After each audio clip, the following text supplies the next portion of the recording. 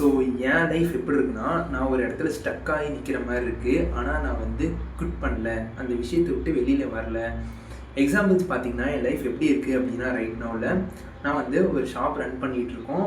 So அது ஒரு டயர்டாகிறேன், சாப்பிட்றேன், தூங்குறேன். இந்த ஒரு ஹேபிட்ஸ் தான் என் லைஃப்பில் இருக்குது. இதில் வந்து ஒரு பெரிய சேஞ்சஸ் கிடையாது.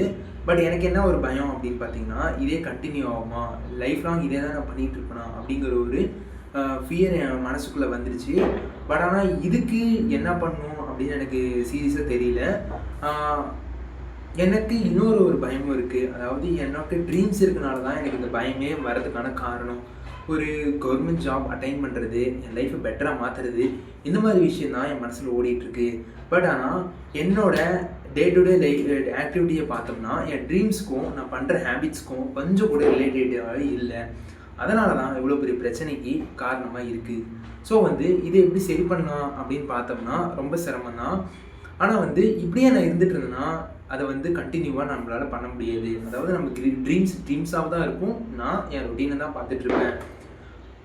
இதனால் வந்து நம்ம வந்து ஸ்டெப் எடுக்கணும் அப்படின்னா நம்ம என்ன பண்ணலாம் அப்படின்னா, ஒரு ப்ராப்பரான ஒரு டாஸ்க்கை பண்ணணும். ரொம்ப அதிகமாக பண்ணாமல் 20 மினிட்ஸ் படிக்கணும். ஒரு 1 hour படிக்கிற விஷயத்த 20 மினிட்ஸ் ஆரம்பிக்கணும்.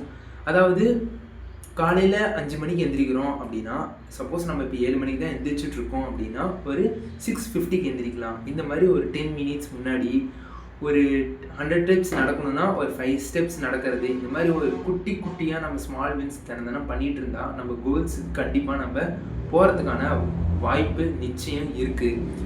ஸோ இதனால தான் நான் என்ன பண்ணலான்னா, மோட்டிவேஷனுக்காக வெயிட் பண்ணாமல், ஒரு பெர்ஃபெக்டான டேஸ்க்கு வெயிட் பண்ணாமல், ஒரு ப்ராப்பரான டைம் வரும் அப்படின்னு எதிர்பார்க்காம நான் வந்து இன்றைக்கி ஆரம்பிக்க போகிறேன்.